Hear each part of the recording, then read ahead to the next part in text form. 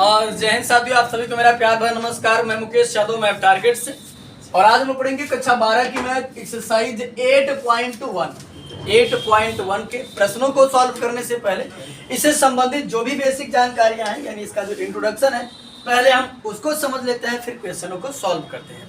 तो ए बच्चे, यदि हम बात करें तो चैप्टर का नाम है समाकलनों के अनुप्रयोग, जिसे कहा जाता है एप्लीकेशन ऑफ इंटीग्रल्स, अंग्रेजी में एप्लीकेशन ऑफ इंटीग्रल्स। यानी यहाँ समझिएगा बच्चे ध्यान से, यदि हम चैप्टर 7 की बात करें तो वहां पर हमने दो प्रकार का समाकलन सीखा, दो प्रकार का इंटीग्रेशन सीखा, एक निश्चित और एक अनिश्चित, एक डेफिनेट और इनडेफिनेट। ठीक, तो यदि हम बात करें इनडेफिनेट में हमारा एक कांस्टेंट सी हुआ करता था, ठीक, और यदि हम बात करें डेफिनेट में तो लिमिट हुआ करता था, वहां पर कोई एक कांस्टेंट सी नहीं हुआ करता था। तो वहां से हमने सीखा। अब यहाँ पर अगर हम बात करें, जैसे हमने अवकलन सीखा था, अवकलन के अनुप्रयोग में कुछ उसका यूज हमने सीखा था, सेम इसी प्रकार समाकलन सीखा, समाकलन का अब हम यूज सीखेंगे। यदि हम बात करें बच्चे, तो बताया था हम आपको ना कि कुल मिलाकर के, जैसे आपने कहा कई बार ये सुना होगा बातें कि इसको हम पढ़ रहे हैं तो कहाँ यूज होता है। वीडियो भी, शॉर्ट वीडियो में कई लोग ऐसे बोलते हैं कि अरे आज तक लाइफ में अल्फा बीटा गामा के इतना पढ़ा हमने, काश थीटा साइन थीटा कहीं यूज नहीं हो रहा। तो उनको एक्चुअल में उसकी मीनिंग नहीं पता है, इसलिए वो ऐसा बोल देते हैं।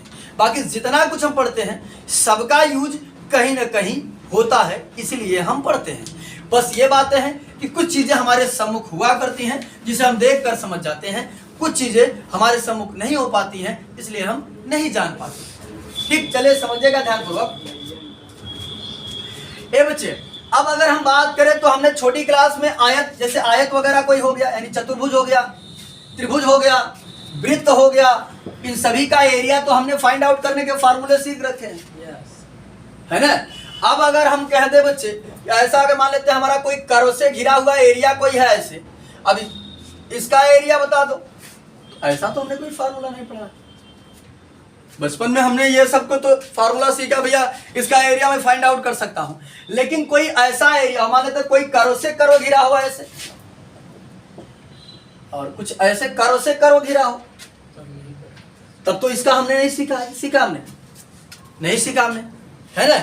तो ऐसे प्रश्नों को सॉल्व करने के लिए हमको क्या पढ़ना पड़ेगा? समाकलन। अरे समाकलन पढ़ेंगे तभी तो अनुप्रयोग करेंगे। तो वही बता रहे ना कि ऐसे प्रश्नों को सॉल्व करने के क्या पढ़ना पड़ेगा? समाकलन, जो ने पढ़ रखा है। अब उसका हम यूज करते हैं कहां पर? ऐसे क्वेश्चनों में। तो समझ में आई कि बात की कहां पर हम इसका यूज करते हैं। यानी अगर हमको कोई ऐसा एरिया कवर करना है जो किसी कर्व के माफिक घिरा हो, ठीक, जैसे कोई ब्रिज वगैरह बन रहा है, ऐसे ढलान है, कर्व के जैसा बिहेव कर रहा है, या एक ब्रिज से जाकर का ब्रिज टकरा गया है, या मान लेते कोई तार ऐसे जा रहा है, इधर से इधर काट रहा है, तो ऐसे एरिया, यानी एरिया बाउंड्री रीजन जो होगा, यानी बाउंडेड रीजन जो होगा, घिरा क्षेत्रफल जो होगा, उसे हम फाइंड करने के लिए क्या पढ़ते हैं? समाकलन पढ़ते हैं। ठीक, ऐसे एरिया को फाइंड करने के लिए हम लोग समाकलन सीखते हैं। ये तो पता चल गया कि हाँ भैया कहाँ पर हम सीखते हैं। तो यहाँ समझिएगा ध्यान से, ये तो हम जान गए कि यानी कि हम इसका जो यूज करेंगे, कोई कर्व से घिरा हुआ होगा, ठीक, उसका हम एरिया का करेंगे, फाइंड आउट करेंगे। ये बच्चे समझिएगा। अब मान लेते हैं ऐसा कोई कर्व है,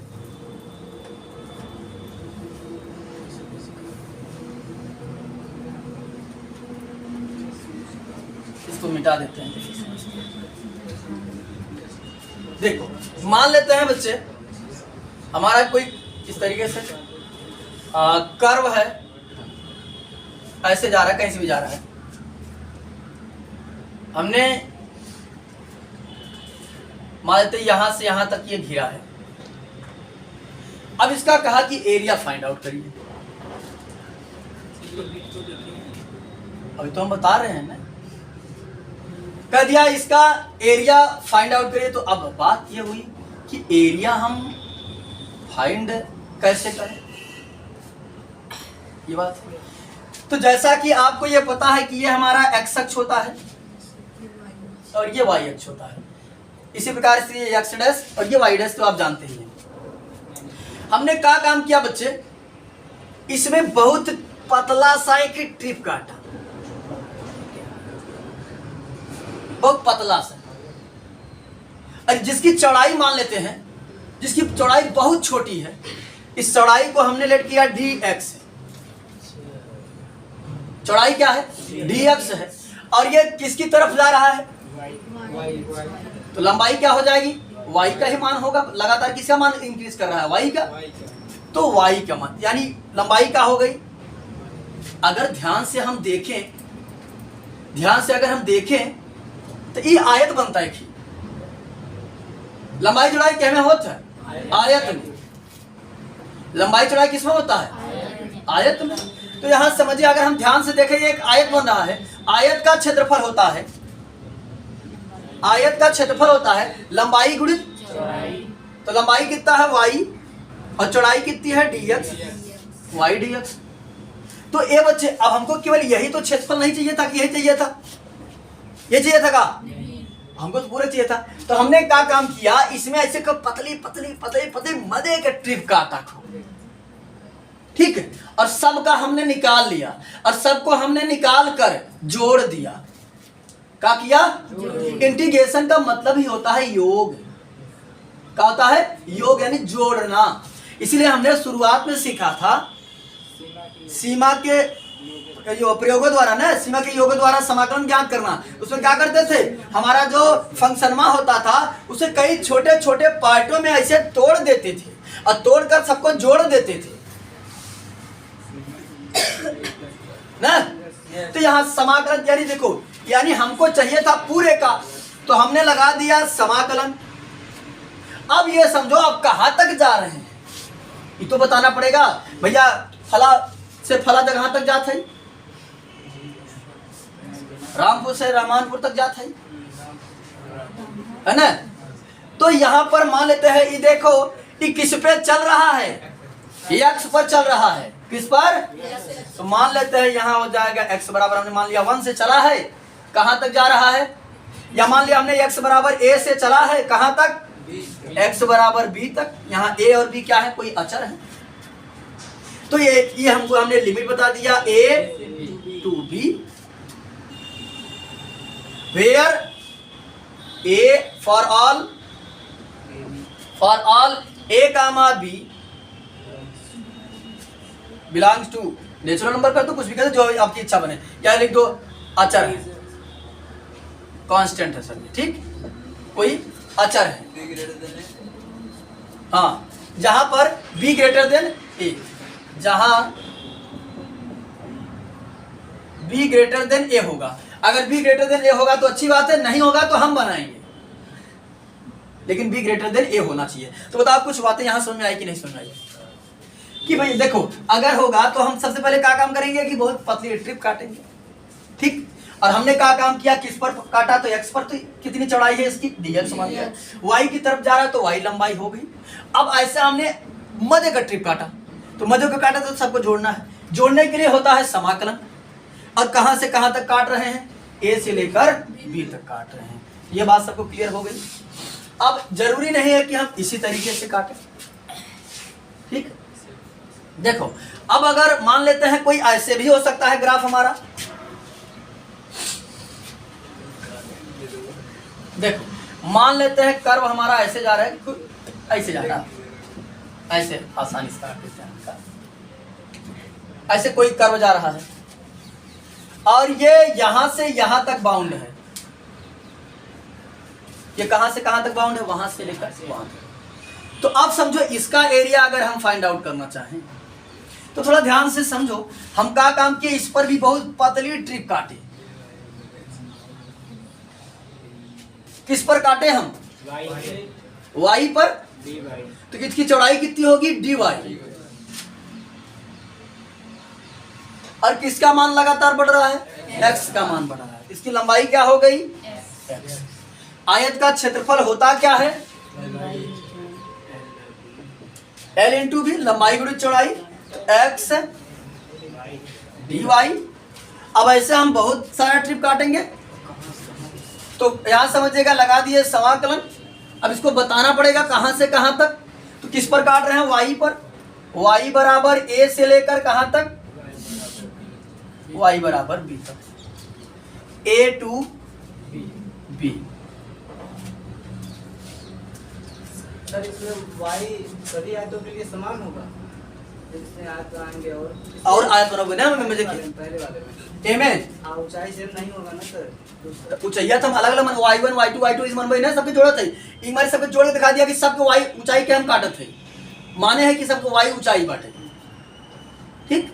यानी ये हम एक ही नहीं बता दिया, अब ऐसे ढेर सारा बाटे, एक बार बता दिया कहां से कहां तक जाती, a टू b तक जाती ना। जो ऐसे बना है सर, जब आयत बनाएंगे तो थोड़ा यही हमारी तो लिमिटिया बतावा कि बार बार घटत बढ़त रहे, लिमिटिया क्या बतावा था, लिमिटिया यही बतावा था ना। ये हर जगह ये ऊंचाई ना रहे, कहूँ कम रहे, ज्यादा रहे ना, तो यहाँ समझ, लेकिन इसलिए तो लिमिट बता दिया कि उसी के अनुसार वाई भी तो चेंज होगा। और आयत कहाँ बन पाएगा, ऐसे है ना, तो ऐसे अच्छा है, कहा चाहता था हम इतनी छोटी ट्रिप का, इतनी पतली ट्रिप काटते हैं, इतनी पतली ट्रिप काटते हैं कि उसकी चौड़ाई ना के बराबर हो जाती है। यानी इतना हम पतली ट्रिप काटते हैं कि लगभग ये बराबर हो जाता है, यानी बताना हमने कि बेहद ही पतली,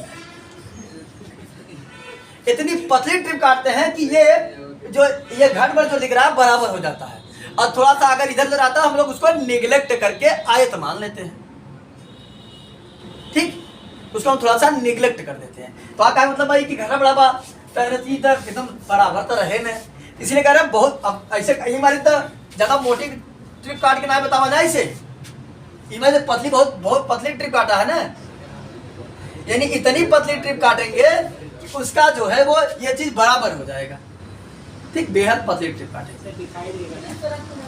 हाँ, ये कहां से कहां किससे घिरा था, किससे घिरा था, हाँ, अरे ये हमारे लिमिट हमको दे रहा नहीं, ये रीजन बता रहा कहां से कहां गिर रहा है, तो गिर इस पर रहा, इस पर देखो, इस पर काटते अगर हम, तो कर्व हमारा यहां तक कैसे काटते, कर्व पर काटते, किससे काटते हम, कर्व कहां जा रहा था,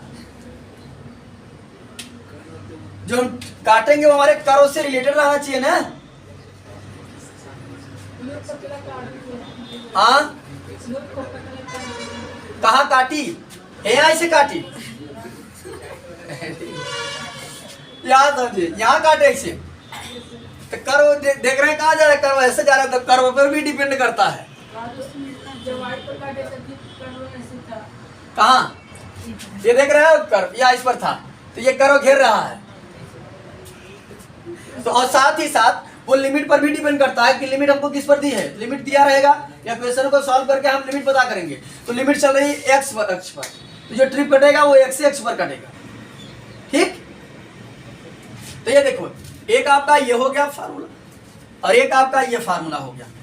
अब अगर आपको कंफ्यूजन पैदा होता है तो हम आपको तरीका बता दे रहे हैं कि कभी कंफ्यूजन ना पैदा हो।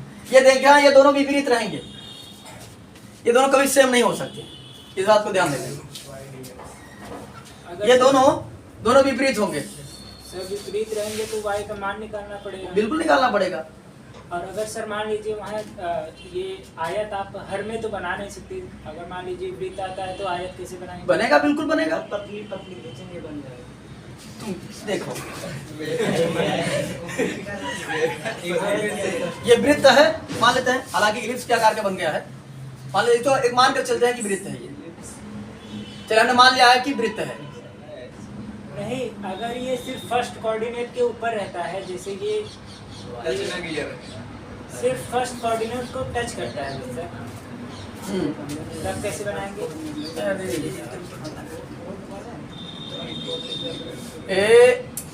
तब ये ऐसा होता हुआ कुछ जाएगा, तब पर भी हम ऐसे ट्रिप काटेंगे, और तब यहाँ से इसको डिवाइड करेंगे ना, इसको डिवाइड करके तब भी 4 भागों में बांटेंगे, ठीक। और अजीबोगरीब प्रश्न नहीं देता है, प्रश्न बचिएगा ध्यान से, प्रश्न ऐसा देता है वो क्वेश्चन रिलेटेड रहते हैं, ऐसे मनमानी कुछ भी क्वेश्चन उठाकर नहीं दिया जाता है, मनमानी कुछ भी फेंक देगा उठाकर, वो क्वेश्चन ऐसा देता है तो कॉन्सेप्ट पर ही डिपेंड रहता है, ठीक, ऐसा नहीं देगा।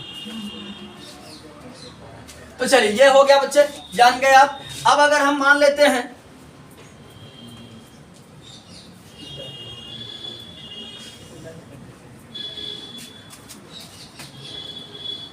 देखिए समझिएगा ध्यानपूर्वक। एक ग्राफ, ये बच्चे लिखे कि नहीं आप लोग, दो फार्मूला बना तुम्हारा, एक बना था a बराबर इंटीग्रेशन a टू b, नहीं y dx था, y dx था। ये तब था जब ट्रिप x एक्स पर काटी जा रही थी। और यदि हम बात करें, फिर था हमारा एरिया a बराबर a to b x dy, ये तब था जब ट्रिप हमारी कहाँ काटी जा रही थी, y अक्ष पर। अब इस बात की ये गारंटी तो है नहीं कि बार बार ट्रिप इसी पर काटे जाए, समझिएगा ध्यान से। हमने मान लिया कि कर्व हमारा जरूरी तो है नहीं कि ऐसे जाएगा, ठीक। कर्व हम मान लेते हैं कि हमारा कर्व इस बार कुछ ऐसे चल रहा है, इधर से कहीं से चल रहा है, ऐसे चल रहा है, जहां से भी जाना चाहे कर्व जा सकता है, कोई दिक्कत नहीं है। मानते हैं ऐसा कोई कर्व जा रहा है, ठीक, और ये यहां से लेकर यहां तक ऐसे एरिया बाउंड है, ठीक। तो यहां समझिएगा, इसमें भी हम क्या काम करेंगे बच्चे, बहुत ही पतली ट्रिप काटेंगे। एक्स अक्ष पर कट रहा है तो dx होगा। अगर हम इसकी लंबाई की बात करें तो y अक्ष पर जा रहा है तो क्या हो जाएगा, y।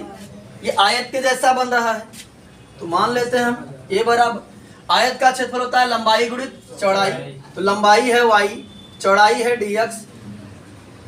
अब यहाँ समझिए इंटीग्रेशन, मान लेते हैं यहाँ x बराबर a से प्रारंभ होकर x बराबर b तक जा रही है, बता रहे हैं हम, कहीं घबरा रहे हैं। तो यहाँ समझिए a टू b तक। अब अगर हम बात करें बच्चे इसमें, तो हमारा जो y है तो y तो पॉजिटिव है, लेकिन x का है, लेकिन हम निकाल क्या रहे हैं, एरिया, और एरिया कभी ऋणात्मक, इसलिए हम यहाँ पर का प्रयोग करेंगे, मॉड का, कि ताकि अगर ऋणात्मक भी आए तब पर भी ये क्या कर दे, धनात्मक कर दे। बस सुनाई। तो जब भी निगेटिव अगर डायरेक्शन में रहेगा तो वहां पर हम किसका प्रयोग करेंगे, मॉड का। अब इधर भी हो सकता है, इधर हो सकता है, चारों हमने बता रहे, आप समझ गए खुद ही। बस एक कॉन्सेप्ट जानते रहिए। इसमें तो सर a b से छोटा है, किसमें ए बड़ा है बीस। अरे लिमिट हमको कुछ ऐसा देगा, वो लिमिट के टेंशन मत करिए, लिमिट हमको ऐसे देवे करेगा, ठीक। और लिमिट अगर छोटा दिया रहेगा तो हम बड़ा बना, हमने बताया ना शुरुआत में ही कि अगर अपर लिमिट छोटा है तो हम उसे क्या करेंगे, बड़ा बनाएंगे। वो तो आप कॉन्सेप्ट हम समाज में सिखा करके आए हैं ना, उसकी बार बार कोई तो वो कोई नई बात नहीं है, ठीक। तो यहाँ समझिएगा, इसी प्रकार से इसमें रहे या इसमें रहे, कहीं भी रहेगा, अगर ऋणात्मक रहेगा तो हम किसका प्रयोग करेंगे, मॉड का प्रयोग करेंगे। बात सुनाइए बच्चे। a बराबर यहाँ हो जाएगा a to b y dx, और यहां मान लेते हैं ये किसमें है, ये तृतीय चतुर्थ कहां भी होगा, तो अगर ऋणात्मक होगा तो हम उसको क्या करेंगे, मॉड लगा करके पॉजिटिव कर लेंगे। आए बच्चे समझिएगा ध्यान से। कभी कभी हमने कर्व बताया वैसे दे सकता है, कभी इस तरीके से दे सकता है। अगर मान लेते हैं ऐसा कोई कर्व है, उसका एरिया हम कैसे फाइंड करेंगे, मान लेते हैं कि ये जहां से प्रारंभ हो रहा है, यहाँ कहीं से ऐसे मान लेते प्रारंभ हो रहा है, x बराबर a से मान लेते हैं, या ऐसे हटा जाए, यहाँ कहीं पर ये मान लेते हैं, यहाँ x बराबर a से प्रारंभ था, हालांकि ये मूल बिंदु है। हमने मान लिया कि x बराबर a से प्रारंभ होकर यहाँ x बराबर b पर जाकर एंड हो रहा है, और इसका एरिया यदि a1 है और इसका एरिया यदि a2 है, एरिया निकालने के लिए क्या काम करेंगे, बस कुछ नहीं, a बराबर a1 प्लस a2, यानी दोनों के एरिया को निकाल करके हम बता देंगे। लेकिन समझिएगा, दोनों का एरिया निकालने के लिए हम क्या काम करेंगे, एक बार यहाँ से लेकर यहाँ तक चलेंगे, तो यहाँ की लिमिट पता करना पड़ेगी। तो यह x अक्ष पर है, x का मान क्या होगा, और y का मान 0 होगा, तो x का जो भी मान होगा x का मान निकाल लेंगे। एक बार यहाँ से लेकर यहाँ तक चलेंगे और एक बार यहाँ से लेकर यहाँ तक चलेंगे, तो दोनों का एरिया निकाल करके हम क्या करेंगे, जोड़ देंगे। अब यहाँ समझो कि तो हमने बता दिया कि कैसे आप कर्व से घिरे हुए बताएंगे। ये बच्चे समझेंगे, यहाँ पर हम जो पढ़ने वाले हैं, हालांकि 8.2 कट गया है, ये बता दे फिलहाल उसका भी कॉन्सेप्ट। यहाँ हम पढ़ेंगे वृत्त से घिरे छेद का क्षेत्रफल, दीर्घ वृत्त से यानी इलिप्स से घिरे छेद का क्षेत्रफल, और अति परवलय से घिरे छेद का क्षेत्रफल, और क्या बचाएगा, परवलय से घिरा छेद का क्षेत्रफल। तो परवलय के 4 समीकरण होते हैं, ठीक। ये आप क्लास 11th में पढ़े थे, रिवाइज कर लीजिएगा। हालांकि क्वेश्चन में आएगा तो मैं उसको एक्सप्लेन कर दूंगा। अभी मैं उसको यानी कि पैराबोला, हाइपरबोला, इलिप्स, सर्किल सबको एक्सप्लेन करने लगूंगा 1 से 1.5 घंटे से ज्यादा समय लग जाएगा, सबको बताना पड़ेगा। ये पिछले क्लास की बातें हैं, तो आप पढ़ लीजिएगा उसको या पढ़े होंगे। बाकी क्वेश्चन में जब आएगा, जैसे अगर मान लेते हैं किसी क्वेश्चन में अगर सर्कल आ गया तो पूरा सर्कल को एक्सप्लेन कर दूंगा, किसी में यदि पैराबोला आ गया तो पूरे पैराबोला को एक्सप्लेन कर दूंगा, किसी में हाइपरबोला आ गया तो हाइपरबोला बता देंगे, किसी में इलिप्स आ गया तो इलिप्स है। क्वेश्चन में आते रहेंगे और उसके बाद जिस क्वेश्चन में जो आता है उसके बारे में हम पूरा एक बार डिटेल में एक्सप्लेन कर देंगे। इससे क्या होगा कि समय की बचत भी होगी और क्वेश्चन भी हमारा होता रहेगा, वो पढ़ेंगे। साथ ही पढ़ेंगे कि अगर हम बात करें, हम यहाँ पर पढ़ेंगे बच्चे कि ऐसे हमारा कोई कर्व है, मान लेते हैं ऐसे कोई कर्व है, ये कर्व जो है वो किसी रेखा से घिरा होगा, ठीक, कर्व मान लेते हैं ऐसे कोई किसी रेखा से घिरा होगा, हमारे एक्स अक्ष से घिरा होगा, कहीं से घिरा होगा, उसका निकालना सीखेंगे। यानी किसी रेखा से और कर्व, यानी किसी रेखा और कर्व के बीच का क्षेत्रफल निकालना सीखेंगे।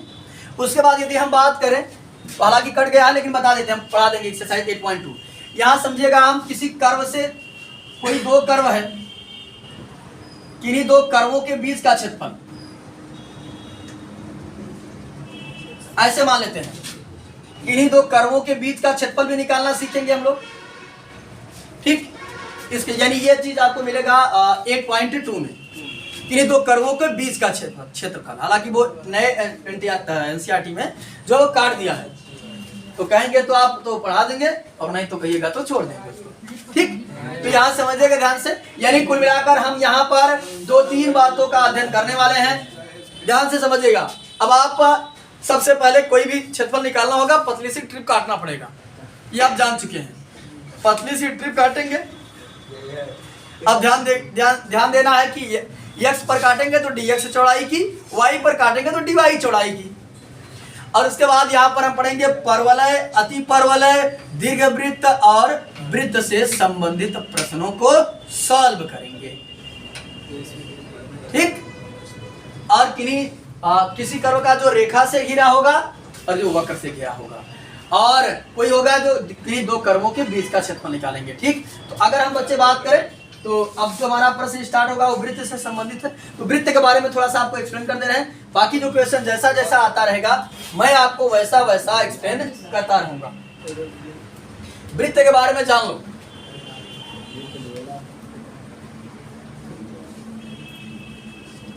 अब अगर हम बात करें वृत्त का बच्चे, ठीक, तो समझिएगा ध्यान से, यह होता है वृत्त। वृत्त के केंद्र को हम लोग O कहते हैं। और अगर बात करें हम, वृत्त का केंद्र है, अगर यहां से मान लेते हैं हमारा x अक्ष और y अक्ष कहीं से क्रॉस हो रहा होगा, तो इसका भी तो कोई ना कोई कोऑर्डिनेट होगा। तो जो वृत्त के केंद्र होता है वो होता है h, k, ठीक। यानी h x का मान है, k y का मान है। पहला मान x का होता है, दूसरा मान y का होता है। तो ये केंद्र है, इसका भी कुछ होगा निर्देशांक h, k। तो अगर हम बात करें बच्चे वृत्त के केंद्र के, और केंद्र से अगर हम किनारे तक जाते हैं तो ये क्या कहलाती है, त्रिज्या। त्रिज्या को हम क्या कहते हैं, r। और ये पॉइंट हमारा जो था वो h, k था। अगर हम रिलेशन बनाना चाहें तो अगर, बाकी ये सब जानते हैं, परिधि, क्षेत्रफल वगैरह ये छोटी क्लास की बात है, वो हमने जो यहाँ पर यूज होने वाली बहुत सारी चीजें बताते हैं। क्षेत्रफल वगैरह तो तुम 7वीं 8 से पढ़ते चले आ रहे हो। वृत्त का ये इसको क्या कहते हैं, डायमीटर है, और रेडियस जानते हो, और पूरे को क्या कहते हैं, परिधि कहते हैं। छोटी क्लास की बात है, चलिए। और अगर यहाँ ले जाए हम तो यहाँ समझिएगा ध्यान से बच्चे, अब अगर ये x अक्ष है तो यहाँ भी अगर हमारा हम कोऑर्डिनेट ड्रा करेंगे तो यहाँ भी कोई निर्देशांक बनेगा हमारा। इसको हमने मान लिया कुछ x, y, इसको x, y मान लिया हमने। अब अगर हम ये बच्चे एक रिलेशन बनाना चाहें तो देखो, क्योंकि ये भी त्रिज्या है, ये भी त्रिज्या है, और एक वृत्त की सभी त्रिज्याएं आपस में क्या होती हैं, बराबर होती है कि बड़ी छोटी होती है। अरे ये देखो आर, ये बड़ा रहेगा थोड़ा, नहीं। तो यहाँ समझिएगा ध्यान से, एक ही वृत्त की सभी त्रिज्याएं आपस में क्या होती है, बराबर होती है। तो मैं कह सकता हूँ, देखो अगर मैं बात करूं बच्चे तो मैं कह सकता हूं, अगर इनको मैं नाम दूं, यहाँ पर मैं नाम दिया O, इसको नाम दिया A, इसको नाम दिया B, तो मैं कह सकता हूं कि जो OA दूरी होगी वो OB दूरी के क्या होगी, बराबर होगी। तो OA बराबर क्या होगी, OA बराबर OB, ठीक। तो आप समझिएगा बच्चे ध्यान से, अगर हम बात करें तो OB की दूरी तो हमको पता है R, तो हमने इसकी जगह रख दिया R, लेकिन OA की दूरी हमको नहीं पता है। तो हमने पढ़ा था क्लास 10th में डिस्टेंस फार्मूला, किन्हीं दो बिंदुओं के बीच के दूरी का सूत्र, ठीक। तो होता था, समझिएगा ध्यान से, अंडरवुड में ए बच्चे, इसको हम सपोज करते हैं x1 y1, इसको सपोज करते हैं x2 y2, होता था x2 माइनस x1 का होल स्क्वायर, x2 का काम कर रहा है x, x1 का काम कर रहा है h, x माइनस h का whole square plus y minus k का होल स्क्वायर, यानी कि y2 माइनस y1, तो y2 का काम कर रहा है y, y1 का काम कर रहा है k, y2 माइनस k का होल स्क्वायर बराबर रेडियस क्या थी, OB की दूरी क्या थी, OB की दूरी थी r, तो हमने रख दिया r। और जब भी हम अंडर रूट देखते हैं ना, तो ये अंडर रूट हमको अच्छा नहीं लगता है, हम इसको हटाने के लिए सोचते हैं, स्क्वायरिंग ऑन बोथ साइड कर देंगे, दोनों पक्षों का वर्क कर देंगे, तो यहाँ से अंडर रूट हट जाएगा और यहाँ का हो जाएगा r square, x minus h का whole square plus y minus k का होल स्क्वायर बराबर r स्क्वायर। और ये हो गया वृत्त का स्टैंडर्ड फार्मूला, वृत्त के समीकरण का स्टैंडर्ड फार्मूला। ये कैसे आता है हमने आपको एक्सप्लेन कर दिया, बस क्या करता है, त्रिज्याओं में संबंध बनाता है और वृत्त का एक स्टैंडर्ड फार्मूला आ जाता है। अब अगर हमारा वृत्त का केंद्र जो हो, यदि वृत्त, ये देखो वृत्त का समीकरण है, वृत्त का समीकरण, या लिख दो ना, वृत्त का समीकरण, वृत्त का समीकरण बराबर करके लिख देना इसको, ठीक।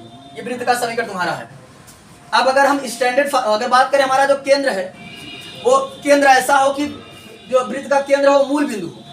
अगर वृत्त का केंद्र मूल बिंदु हो तो यहाँ समझिएगा, यदि वृत्त का केंद्र मूल बिंदु हो, मूल बिंदु हो, तो बताओ मूल बिंदु का होता है 0,0, इसका मतलब केंद्र वो का होगा 0,0। तो h और k किसका काम करेंगे, 0,0, h और k की जगह क्या रख देंगे 0, यहाँ हो जाएगा x माइनस 0 का whole square plus y minus 0 का होल स्क्वायर बराबर r स्क्वायर। तो यदि केंद्र होता है, यदि हमारा वृत्त का केंद्र मूल बिंदु हो, तब इस दशा में बनता है x square plus y square बराबर r स्क्वायर। ये तब बनता है जब हमारा वृत्त का केंद्र मूल बिंदु हो। बातें कंफर्म सभी को? जो भी बातें इससे संबंधित थी, एक्सरसाइज 8.1 से संबंधित जो भी बातें थी, हमने इसको डीप में एक्सप्लेन कर दिया है। कोई ऐसा पॉइंट नहीं जिसे हमने छोड़ा हो, और बेहद आपको मैंने आपकी भाषा में समझाने का कोशिश किया और समझाया भी, ठीक। तो हमने पहले ही बताया कि अगर मैं परवलय का 4 समीकरण होता है, अति परवलय का 2 होता है, और अति परवलय का 2 होता है, और उसके बाद आ गया दीर्घवृत्त का 2 होता है। अगर मैं एक ही वीडियो में, एक ही क्लास में अगर इन सभी को एक्सप्लेन करने लगूंगा तो कुल मिलाकर के वो 1 से 1.5 घंटे से ज्यादा हो जाएगा। इसलिए मैंने बताया कि जैसे जैसे क्वेश्चन में वो आते रहेंगे, मैं एक एक को क्या करता रहूंगा, एक्सप्लेन करता रहूंगा। हालांकि ये सारी चीजें जो हैं वो क्लास 11th की हैं, तो क्लास 11th में आपको अच्छे से पढ़ करके आना चाहिए था। यदि नहीं पढ़े हैं तो क्वेश्चन में आएगा तो मैं इसको एक्सप्लेन करता रहूंगा, ठीक। तो इस वीडियो में इतना ही, बाकी मिलते हैं नेक्स्ट वीडियो में, तब तक के लिए जय हिंद।